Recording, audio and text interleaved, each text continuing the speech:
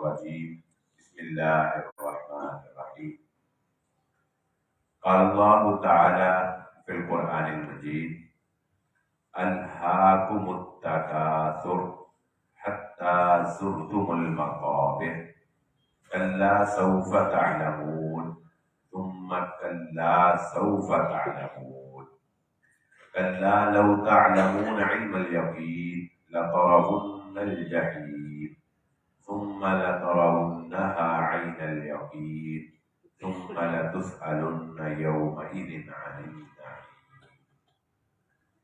قابل صدر احترام حاضرین مجلس، محترم مکرم سامعین اکرام، ہر قسم کی تعریفات اس خالق مالک ارض و سماوات کے لیے اور لاکھوں کروڑوں درود و سلام آپ محمد مصطفیٰ صلی اللہ علیہ وآلہ وسلم کی ذات اقدس پر۔ ہماری آج کی گفتگو اس تناظر میں کرنا چاہتا ہوں کہ آپ تمام احباب کے علم میں تو یہ خبر ہوگی کہ جامعہ سلفیہ کے استاد اور میرے بھی بڑے ہی قریبی استاد قاری قرآن فضیلت الشیخ نوید الحسن لکھوی رحمہ اللہ تعالی وہ گزشتہ کچھ ایام قبل وفات پا گئے، اللہ تعالیٰ ان کی مغفرت فرمائے۔ ان کی شخصیت میں ہمارے لیے کیا نمایاں پہلو ہیں، کیا اسباب ہیں، ہمیں یقیناً ان سے اپنی زندگی کے لیے سبق حاصل کرنا چاہیے۔ رسول اللہ صلی اللہ علیہ وآلہ وسلم نے ایک مرتبہ صحابہ اکرام کو یمن سے جب فراوانی آنے لگی تو یمن سے کافی زیادہ مال و متاع آیا، تو صحابہ اکرام کو بھی پتہ لگا کہ یمن سے جو ہے وہ اس طرح مال آیا ہے، تو رسول اللہ صلی اللہ علیہ وآلہ وسلم نے فجر کی نماز پڑھائی، تو نماز سے سلام پھیرنے کے بعد جب آپ نے صحابہ کی طرف دیکھا تو آپ کے چہرے کے اوپر مسکراہٹ آ گئی، تو صحابہ بھی دیکھ کے مسکرائے۔ تو اللہ کے نبی صلی اللہ علیہ وآلہ وسلم نے کہا کہ تمہیں خبر مل گئی ہوگی کہ یمن سے تمہارے لیے اتنا اتنا مال جو ہے وہ اللہ رب العزت نے تمہارے لیے جو ہے وہ بھیج دیا ہے۔ صحابہ نے کہا جی اللہ کے نبی صلی اللہ علیہ وسلم، اور ایک طبعی طور پر انسان خوشحالی کو دیکھ کر، فراوانی کو دیکھ کر خوش ہوتا ہے، یہ ایک انسان کی فطرت ہے، انسان کی طبع ہے، اس میں کوئی ایسی بری بات نہیں ہے۔ لیکن رسول اللہ صلی اللہ علیہ وسلم نے فرمایا ہے میرے صحابہ، اللہ رب العزت سے انسان کو ہمیشہ خوشحالی مانگنی چاہیے، اللہ سے ہمیشہ خوشحالی کی دعا کرو، خوشحالی اور عافیت کی دعا کرو۔ اللہ سے تنگی، پریشانی، تکلیف اور فقر، یہ اللہ رب العزت سے یہ دعا نہیں کرنی چاہیے۔ لیکن اللہ کے نبی صلی اللہ علیہ وسلم نے فرمایا مجھے تمہارے بارے میں اس بات کا خطرہ نہیں ہے کہ غربت تم پر اتنی غالب آ جائے گی کہ تم غریبی کی وجہ سے گمراہ ہو جاؤ، مجھے اس بات کا ڈر نہیں۔ جیسا کہ امام احمد بن حنبل رحمہ اللہ تعالی کا یہ قول ہے، وہ کہتے ہیں کہ دین اگر انسان کے پاس نہیں ہے نا تو یہ فقر و فاقے سے بھی زیادہ تباہ کن بات ہے۔ فقر و فاقے سے تو زیادہ انسان یہی ہو سکتا ہے نا، بہت زیادہ ہوگا تو یہی ہوگا کہ انسان مر جائے گا، بھوک برداشت نہیں کر سکے گا یا کوئی اور مسئلہ ہوگا۔ ویسے تو اب جو حالات ہیں الحمدللہ پوری دنیا کے اندر فقر و فاقہ سے کسی کے مرنے والی صورتحال اللہ تعالیٰ رحم فرمائے سب کے اوپر نظر نہیں آتی، لیکن انہوں نے کہا کہ زیادہ سے زیادہ موت آ جائے گی نا، کیا ہوگا؟ مر جاؤ گے، تو مرنا تو سب نہیں ہے، لیکن اگر تمہارے پاس دین نہیں ہے تو تمہاری آخرت تباہ ہو جائے گی۔ اگر تم جہنم کا ایندھن بن گئے تو پھر کیا فائدہ؟ تو رسول اللہ صلی اللہ علیہ وآلہ وسلم نے فرمایا مجھے یہ ڈر نہیں ہے کہ تم غربت کی وجہ سے گمراہ ہوگے، بلکہ مجھے یہ ڈر ہے کہ دنیا تمہارے اوپر اتنی فراوانی کر دے گی، اتنی وافر پھیلا دی جائے گی کہ دنیا کی محبت اور دنیا کی چاہت جو ہے یہ تمہیں ہلاک کر دے گی، یہ تمہیں برباد کر دے گی۔ اور اللہ رب العزت نے قرآن مجید میں جو آیت میں نے آپ کے سامنے پڑھی سورۃ التکاثر کی یہی بات ارشاد فرمائی، الہاکم التکاثر حتی زرتم المقابر۔ اے انسانوں، یہ ایک دوسرے کے مال و متاع میں ایک دوسرے کا مقابلہ کرنے کی جو لت تمہیں لگ گئی ہے، یہ نشہ جو تمہیں لگ گیا ہے کہ تم سے یہ برداشت نہیں ہو رہا کہ دوسرا جو ہے وہ تم سے زیادہ جلدی مال کیسے کما لیا اس نے، وہ کیسے جو ہے وہ امیر ہو گیا، تم اس کے مقابلے میں چھوٹے لیول کے اوپر کیوں رہ گئے، تمہارے پاس کیوں بڑا مکان نہیں آیا۔ اور اس مقابلہ بازی کی دوڑ کے اندر تمہیں تمہارا رب ہی یاد نہیں رہا۔ اس دوڑ دنیا میں تمہیں اللہ رب العزت کی یاد نہیں آئی، تم نے ہر چیز کو چھوڑ دیا، صرف جاہ و جلال تمہیں چاہیے، صرف عہدے کی دوڑ تمہیں چاہیے، مال کی محبت تمہیں چاہیے، حتی زرتم المقابر، یہاں تک کہ پھر وہ وقت آیا جب فرشتہ تمہارے سرہانے آ کر بیٹھ گیا اور تم نے قبروں کی زیارت کر لی، پھر تمہیں حقیقت کا پتہ چلا کہ میں کیا کرتا ہوں۔ اس دنیا اس بات میں اب کوئی شک نہیں ہے، میں اور آپ ہم اپنے دلوں میں جھانک کر دیکھیں کہ دنیا کی محبت نے واقعتاً ہمیں ہر طرف سے جکڑا ہوا ہے۔ ہر وقت ہماری یہ کوشش ہے، ہر وقت ہماری یہ خواہش ہے کہ کوئی لمحہ ایسا آ جائے، کوئی جیک ایسا لگ جائے، کوئی کلک میں ایسا کر دوں، کوئی میرا پوائنٹ ایسا وائرل ہو جائے کہ مجھے دن دگنی اور رات چگنی دولت سمیٹنی میں لگ جاؤں، ساری دولت جو ہے وہ میں سمیٹ لوں۔ اور دوسروں کو دیکھ کر اس سوشل میڈیا کی وجہ سے بہت بڑا نقصان یہ ہوا کہ وہ لوگ جن کو اللہ رب العزت نے نعمتوں سے نوازا ہے، وہ جب اپنی نعمتوں کی تشہیر سوشل میڈیا کے اوپر کرتے ہیں، کسی نے نئی گاڑی لے لی، اس نے ساتھ کھڑے ہو کے تصویریں کھنچوا کر فیس بک پہ ڈال دی، کسی نے جو ہے جی وہ کسی بڑے لگژری ہوٹل میں کھانا کھایا اور اس کی تصویریں ڈال دی، کسی نے لگژری عمرہ کیا تو اس نے عمرے کی تصویریں جو ہے ڈال دی اور لوگوں کو بتایا کہ دیکھو میں کس جاہ و جلال اور کس شان و شوکت سے ایک لگژری لائف گزار رہا ہوں۔ تو ایک تو اس کے اندر خود پسندی آ جاتی ہے، اس کے اندر شہرت کا شوق پیدا ہو جاتا ہے، اس کے اندر فخر اور تکبر بڑے ہی دھیرے سے شیطان جو ہے وہ داخل کر دیتا ہے، اور دیکھنے والے جو ہیں وہ حسد کا شکار، وہ احساس کمتری کا شکار، اور ان کو اپنے آپ کو کوستے ہیں کہ بھائی لائف تو یہ ہے، ہم کیا زبردست زندگی گزار رہے ہیں، یہ دیکھو کامیابی تو یہ ہے، ہم کیا زندگی گزار رہے ہیں۔ اور اس نشے کے اندر پھر انسان جو ہے وہ حلال و حرام کی تمیز کو چھوڑ کر جو ہے وہ دوڑ پڑتا ہے۔ رسول اللہ صلی اللہ علیہ وآلہ وسلم نے ارشاد فرمایا، ساری زندگی انسان بڑے مان سے کہتا رہتا ہے ابن آدم مالی مالی، دیکھو وہ زمین بھی میری ہے، وہ ادھر بھی پلاٹ میرا ہے، وہ فلاں جگہ پہ بھی میری فیکٹری ہے، وہ فلاں جگہ پر بھی میرے فلاں جو ہے وہ مربے ہیں۔ انسان گنواتا ہے نا، کہتا ہے میرا اتنا بینک بیلنس ہے، میرے پاس اتنا گولڈ پڑا ہوا ہے، میرے پاس اتنا جو ہے وہ سونا پڑا ہوا ہے، اتنے ڈالر پڑے، مالی مالی، میرا مال میرا مال۔ اللہ کے نبی صلی اللہ علیہ وسلم نے فرمایا، نادان ابن آدم، تیرا مال کیا ہے؟ تیرا مال صرف وہ ہے جو تو نے کھا لیا، تیرے جسم کو اس کا فائدہ ہو گیا، یا تو نے پہن کر اس کو پوسیدہ کر دیا، یا صدقہ، تو نے صدقہ کر کے آخرت میں اپنے لیے بچا لیا، بس وہ تیرا مال ہے، اس کے علاوہ تیرا مال کوئی نہیں۔ تو ان کے لیے جمع کر رہا ہے جو شاید کہ تیری مرنے کے بعد تیری قبر پر فاتحہ پڑھنے کے لیے بھی نہ ہے۔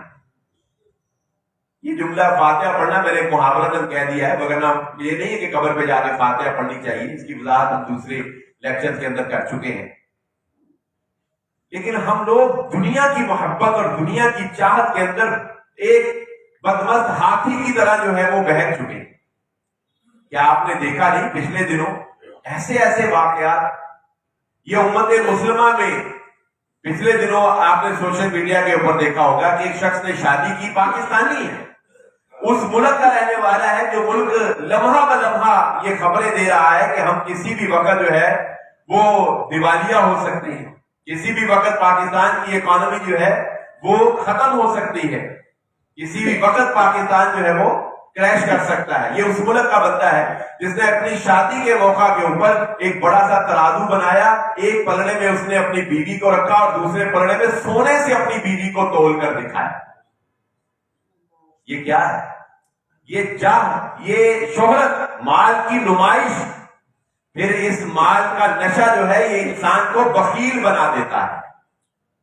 گن گن کے رکھنا، وَإِنَّهُ لِحُبِّ الْخَيْرِ لَشَدِيدٌ، اللہ رب العزت فرماتے ہیں سورۃ العادیات میں کہ مال کی محبت انسان کے دل کے اندر بہت شدید پائی جاتی ہے۔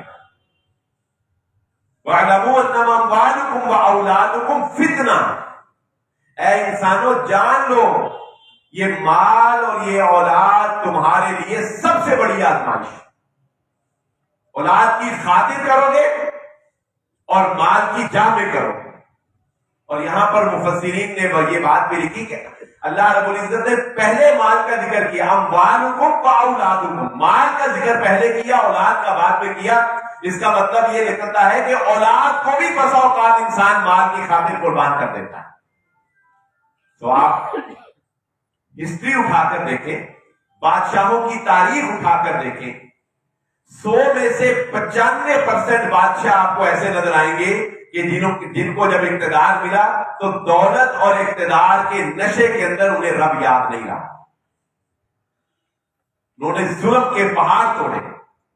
یہ بلوچستان کے اندر پچھلے دنوں جو آپ نے وطن عزیز میں واقعہ دیکھا، نجی جیلوں کے اندر جو ظلم ڈھایا جاتا ہے کس بنیاد پہ ہے؟ اپنے جاہو جلال، اپنی چودر، اپنی سرداری کی بنیاد پہ ہی ہے نا، دولت کے نشے میں ہی ہے نا، اور کیا ہے بتائیں؟ طاقت اور دولت کا نشہ، کیونکہ ایک بہت بڑی جاگیر کا مالک ہے وہ انسان، تو لہذا اپنے ہی جیسے انسانوں کے اوپر درندوں جیسا سلوک کرنا، درندوں جیسا سلوک روا رکھنا، یہ ہمارا معاشرہ ہے۔ رسول اللہ صلی اللہ علیہ وآلہ وسلم نے فرمایا دنیا کی مثال آخرت کے مقابلے میں وہ ایسے ہی ہے کہ جیسے سمندر کے اندر انسان جو ہے وہ اپنی ایسے انگلی داخل کرے اور پھر اس کو نکال لے تو جتنا پانی اس کی انگلی کو لگا رہ جائے گا وہ دنیا ہے، اور وہ ٹھاٹھے مارتا ہوا سمندر جو ہے وہ آخرت ہے۔ لیکن افسوس کہ اس مختصر سی زندگی کے لیے انسان اس ہمیشہ کی زندگی کو بھول گیا۔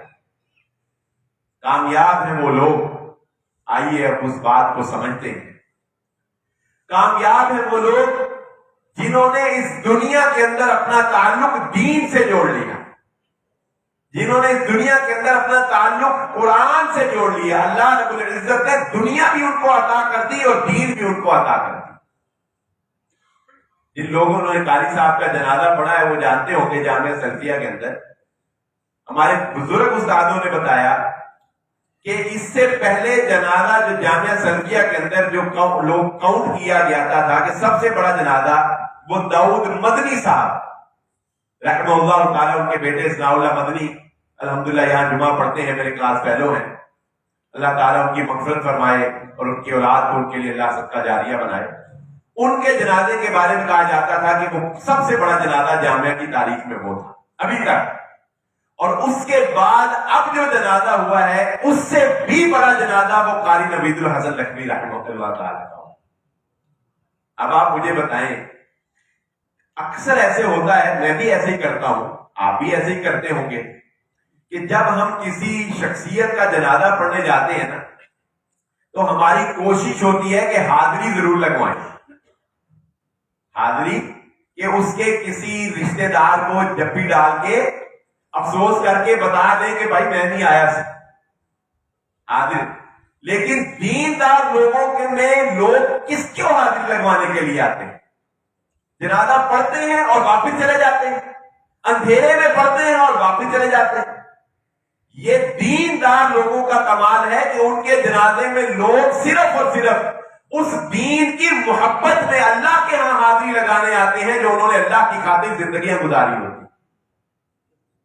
اور آپ کے فیصلہ آباد کے اندر کئی ایسے جنازے میں نام نہیں لیتا، آپ خود جان جائیں گے، آپ مقابلہ کر کے دیکھ لیں، کئی اداکار ایسے تھے، اسٹیج ایکٹر ایسے تھے، بڑے بڑے کامیاب پروگرام چلانے والے ایسے تھے، جب دنیا سے گئے کوئی جنازہ پڑھنے والا پیچھے نہیں، کسی عالم دین نے ان کا جنازہ نہیں پڑھایا، حتیٰ کہ انہی میں سے ایک اداکار نے نکل کر اس کا جنازہ پڑھایا۔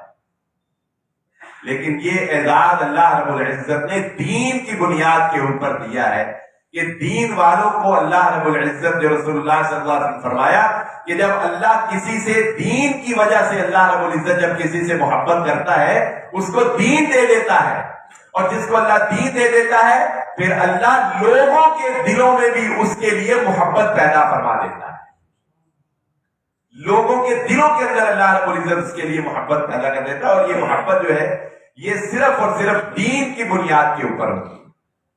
اور قاری صاحب کی شخصیت کے اندر ایک بڑا پیارا پہلو تھا جو میں آپ کے سامنے ذکر کروں کہ وہ قاری قرآن تو تھے ہی اور عالم دین بھی تھے، ساری زندگی انہوں نے قرآن کی ترویج اور قرآن کے اوپر ہی لگائی، لیکن اس کے ساتھ ساتھ ان کے اندر ایک وصف یہ تھا کہ ان کا اخلاق بہت اچھا تھا۔ خالد صاحب گواہ ہیں، ان کے کلاس فیلو بھی تھے یہ شاید اور بڑے قریبی دوست تھے، اور میں بحیثیت شاگرد میں نے کبھی نہیں دیکھا کہ اس بندے نے کبھی کسی شاگرد کے ساتھ بھی کوئی ناروا سلوک کیا۔ ہمارے ہاں جو واقعات مشہور ہیں نا کہ یہ جی بڑے سخت ہوتے ہیں، یہ وہ ہے یہ وہ، آج تک کبھی نہیں۔ جب بھی ملے خوشگل چہرے کے ساتھ ملے، مسکراتے چہرے کے ساتھ ملے، جس کو بھی ملے گلے لگا کر ملے، محبت کے ساتھ، چاہت کے ساتھ۔ اور میں یہ سمجھتا ہوں کہ قرآن کی برکت تو تھی ہی، لیکن قرآن کے ساتھ ساتھ جو حسن الخلق کا ان کا معیار تھا نا، جو اچھا اخلاق تھا، اس کی وجہ سے اللہ رب العزت نے لوگوں کو اور لوگوں کے دلوں کے اندر اللہ رب العزت نے ان کی محبت شامل کر۔ ہماری پلاننگ کیا ہے کہ اب یہ پلاٹ لیا ہے، اب اس سے اگلا پلاٹ لینا ہے، یہی ہے ہماری پلاننگ۔ پھر ہماری پلاننگ کیا ہے کہ اب یہ اتنا مال ہو گیا ہے، اب اس کو ایک سائڈ پہ کر دو، 99 کو 100 کر کے سائڈ پہ کر دو، اگلا دن اگلی گنتی شروع کر دو۔ اور دیندار لوگوں کی پلاننگ کیا ہے کہ کسی طرح کوئی مسجد بن جائے، چلو وہاں اللہ کی توحید کا کام شروع ہو جائے، کسی طرح کوئی مدرسہ بن جائے، چلو وہاں پر کوئی کام جو ہے وہ اللہ کے دین کا شروع ہو جائے، کسی طرح کوئی ہم سے قرآن دین کی تعلیم سیکھ لے، چلو وہ ہمارے لیے صدقہ جاریہ بن جائے۔ یعنی دین کے ساتھ جب انسان وابستہ ہو جاتا ہے تو اس کی ترجیحات یہ نہیں ہوتی کہ وہ اپنی دولت میں کیسے اضافہ کرے، دولت تو اللہ ویسے ہی ان کو دے دیتا ہے۔ قاضی صاحب ہوں یا ان جیسے علماء ضروریات زندگی میں کبھی محتاج نہیں ہوئے، ضروریات زندگی اللہ نے بآسن ان کو عطا کی، لیکن پلاننگ کیا تھی، زندگی کی ترجیحات کیا تھی کہ دین کو کیسے فروغ دینا ہے اور دین کا کام جو ہے وہ کیسے ترویج پہ لے کے جانا ہے۔ یہ ہے قابل رشک سوچ ان لوگوں کی جو ہمیں حاصل کرنا چاہیے سبق ان سے۔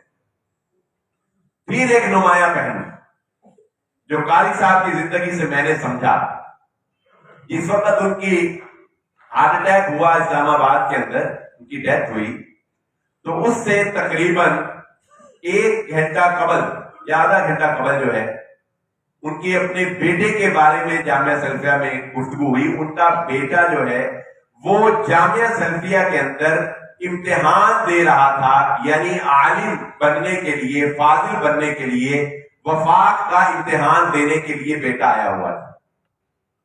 میں یہ سمجھتا ہوں کہ قاری صاحب اپنے اس عہدے سے، جسے ہم معمولی عہدہ سمجھتے ہیں، امام کا عہدہ، مسجد کا امام بن جانا، جسے ہم سمجھتے ہیں ڈی ویلیو کر، ہم نے یہ کوئی کام ہے امام بن جانا۔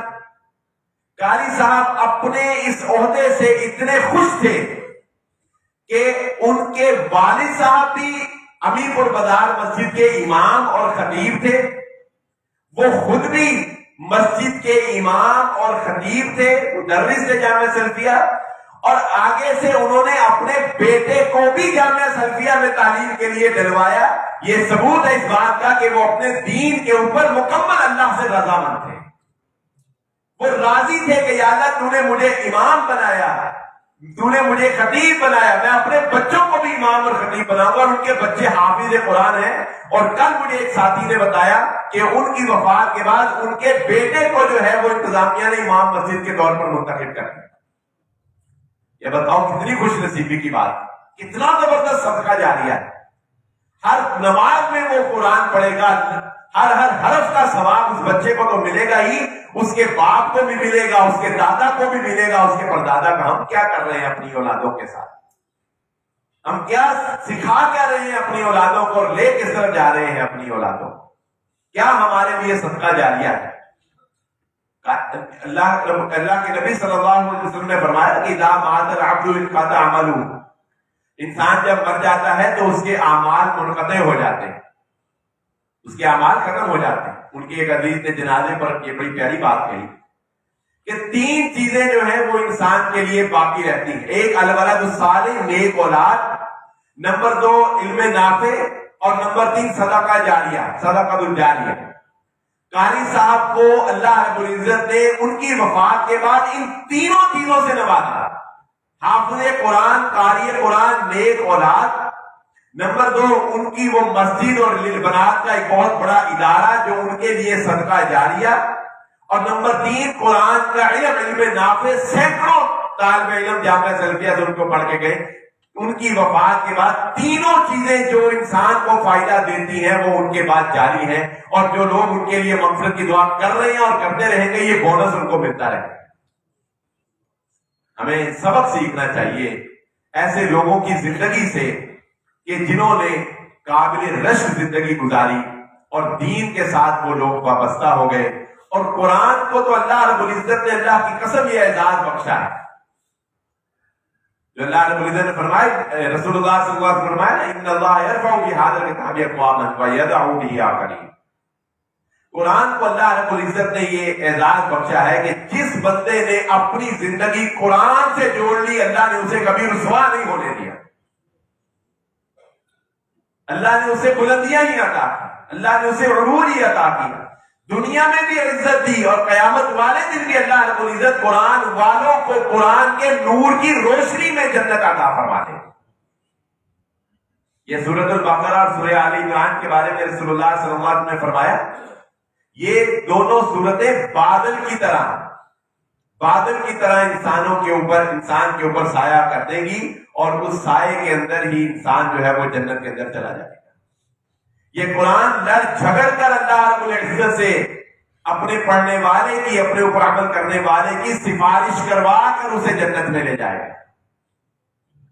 لیکن یقین مانیے کہ دل خون کے آنسو ہوتا ہے اپنے ہی حال کے اوپر, اپنے ہی حال دل کے اوپر, کہ آج اس دور کے اندر بہت زیادہ وقت ہے ہمارے پاس موبائل کے لیے, بہت زیادہ وقت ہے ہمارے پاس سوشل میڈیا کے لیے, بہت زیادہ وقت ہے ہمارے پاس خوش گپیوں کے لیے اور وقت کو ضائع کرنے کے لیے. اگر ہمارے پاس وقت نہیں ہے تو قرآن پڑھنے کے لیے نہیں ہے, قرآن سیکھنے کے لیے نہیں ہے, قرآن سمجھنے کے لیے نہیں ہے, قرآن کو وقت دینے کے لیے نہیں ہے, قرآن کی صحیح ادائیگی کے لیے نہیں ہے, قرآن کے الفاظ اور حروف کو سمجھنا اور ان کو اپنی اولادوں کو سکھانا, اس کے لیے ہمارے پاس وقت نہیں ہے. ہم دنیا کی محبت اور دنیا کی جاہ و جلال کے اندر اس قدر جو ہے وہ محب ہو چکے. اور یہ بات بھی ذہن نشین رکھ لیجیے کہ جتنے ہمارے معاملات بکھرے ہوئے ہیں نا, رسول اللہ صلی اللہ علیہ وآلہ وسلم نے پناہ مانگی کس سے؟ اچانک موت سے. اچانک موت سے رسول اللہ صلی اللہ علیہ وسلم نے پناہ مانگی. اب قاری صاحب کی موت اچانک موت, لیکن اچانک موت کس بندے کے لیے اچھی نہیں ہے؟ جو بندہ دین پر عمل نہیں کرتا. اور وَلَا تَمُوتُنَّ إِلَّا وَأَنْتُمْ مُسْلِمُونَ, اللہ رب العزت فرماتے ہیں قرآن مجید میں تمہیں موت نہیں آنی چاہیے اس حالت میں کہ مگر تم اللہ کی فرما برداری میں زندگی گزارتے. ایک کراچی سے آئے, اللہ اکبر, کراچی سے ایک محفل میں قرآن سنایا, کراچی سے جمعہ پڑھانے کے لیے فیصل آباد آئے, فیصل آباد سے پھر تلاوت قرآن کرنے کے لیے اسلام آباد گئے, اسلام آباد سے پھر تلاوت قرآن کرنے کے لیے کراچی جا رہے ہیں. مجھے بتائیے جس بندے کا شب و روز دین میں گزر رہا ہے, اچانک موت اس کو کیا کہتے ہیں؟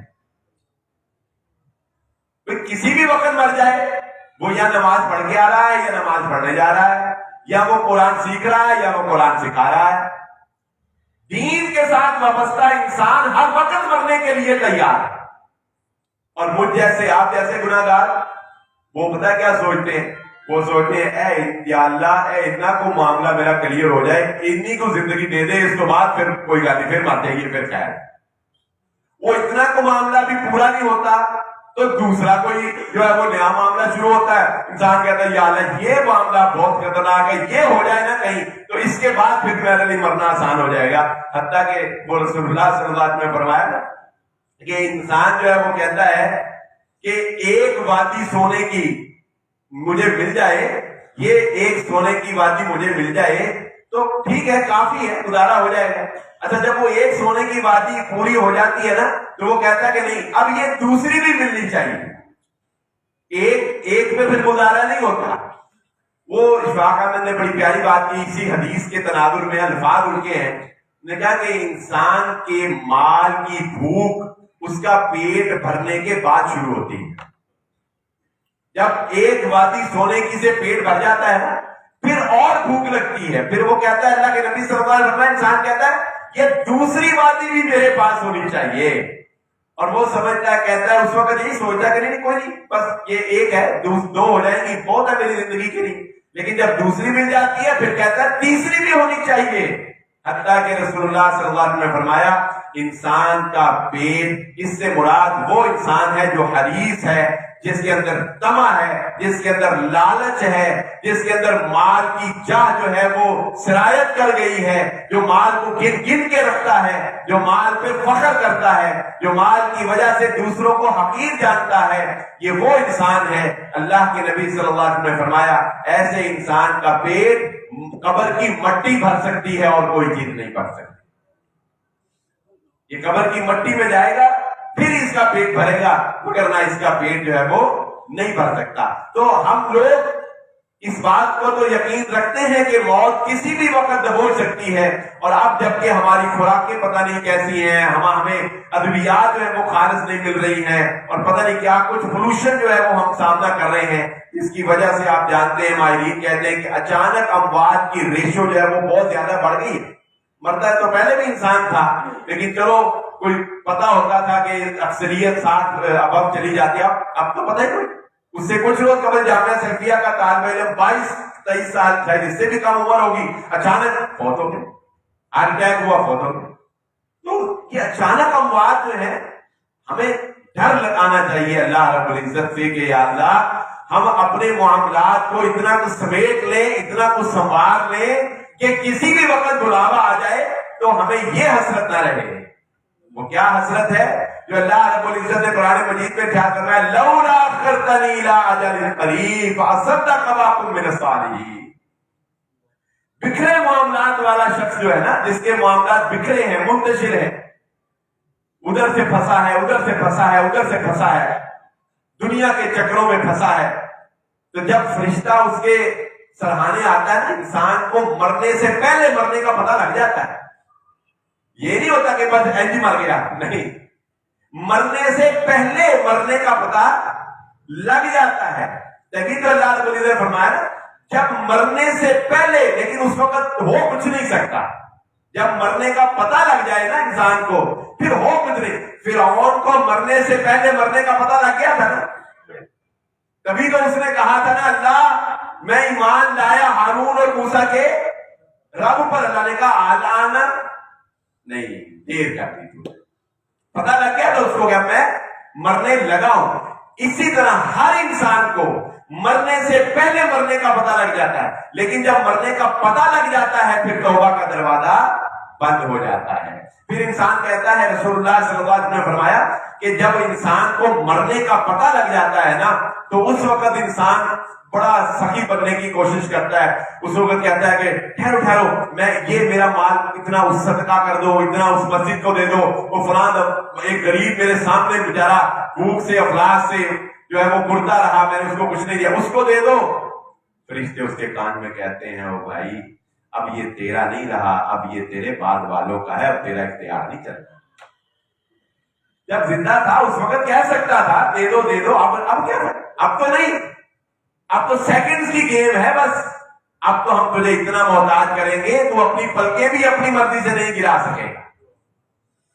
اب تو لوگوں کے کندھوں کا محتاج ہوگا۔ اب تیرا نام بدل چکا، حافظہ اللہ کی جگہ اب تیرے آگے رحمہ اللہ لگ جائے گا۔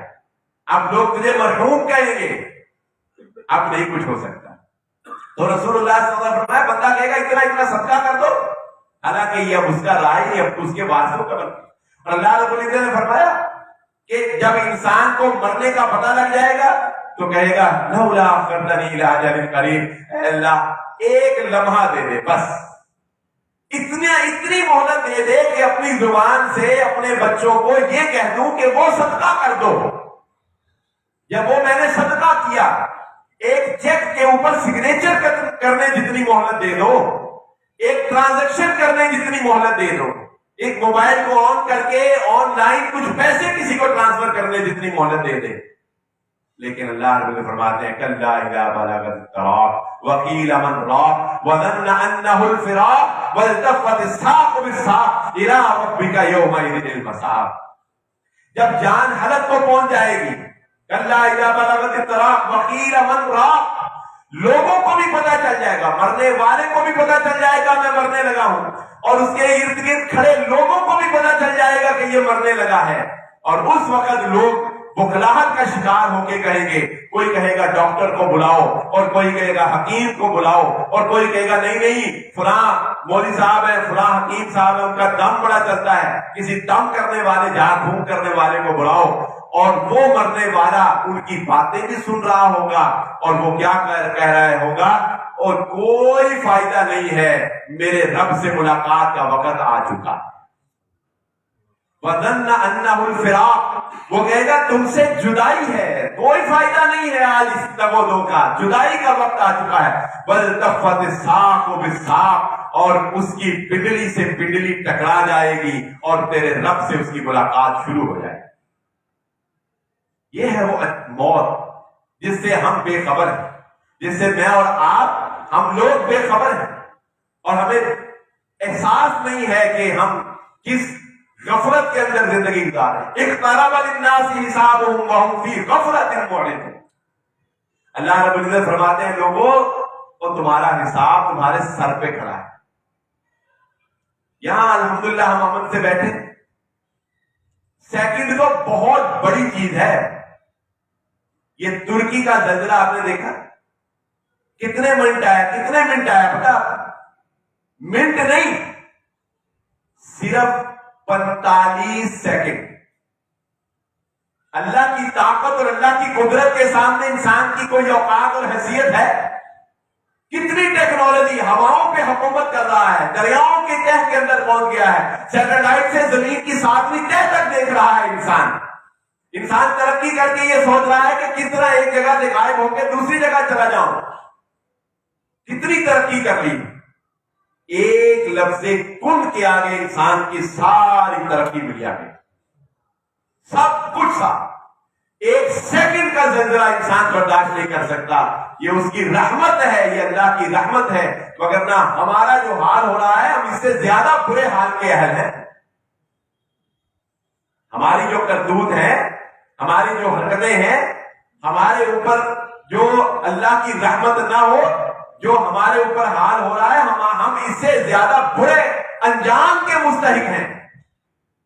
لیکن یہ تو اللہ کی رحمت ہے، اور کچھ ہمارے نبی محمد رسول اللہ صلی اللہ علیہ وآلہ وسلم کی دعا ہے کہ اس امت کو پہلی امتوں کی طرح ایک ہی دفعہ عذاب سے دوچار کر کے بالکل ملیا میٹ اور صاف نہیں کر دیا جائے گا۔ سو کہیں نہ کہیں سیلاب، اور کہیں زلزلے، اور کہیں زمین پھٹ گئی، اور کہیں کچھ اور کہیں کچھ، اور اس طریقے سے اللہ رب العزت جو ہے وہ انسانوں کو جھنجھوڑتا رہتا ہے کہ آج کے کوئی پلٹ آئے اور اپنے معاملات کو سدھار لے۔ تو آج کی گفتگو کا نقطہ لباب اور خلاصہ جو میں آپ کے سامنے رکھنا چاہتا تھا وہ یہی تھا کہ ان علماء کی زندگی سے جو دین کے ساتھ وابستہ ہو کر اور دین کی زندگی گزار کر چلے جاتے ہیں، ہمیں یہ نصیحت حاصل کرنی چاہیے کہ دنیا کمانا کوئی بری چیز نہیں ہے، دنیا کی ضروریات کے لیے مال کمانا کوئی بری چیز نہیں ہے، لیکن انسان کو مال کا حریص نہیں ہونا چاہیے، بخیل نہیں ہونا چاہیے، فخر کرنے والا نہیں ہونا چاہیے، شہرت کا رسیہ نہیں ہونا چاہیے۔ دوسرے انسانوں کا درد اگر انسان کو محسوس نہیں ہوتا تو وہ خود کو انسان نہ سمجھے، وہ درندہ بن چکا۔ دوسروں کا درد محسوس کرو، دوسروں کے لیے، دوسروں کے کام آنا، صدقہ کرنا، دین کے اوپر خرچ کرنا، دین کی ترویج کے لیے کام کرنا۔ مشن زندگی کا یہ نہیں ہونا چاہیے کہ اپنی اولاد کے لیے میں انبار سونے کے چھوڑ کے جاؤں، ترجیح یہ ہونی چاہیے کہ اپنے بعد اپنی اولاد کو دیندار چھوڑ کے جاؤں۔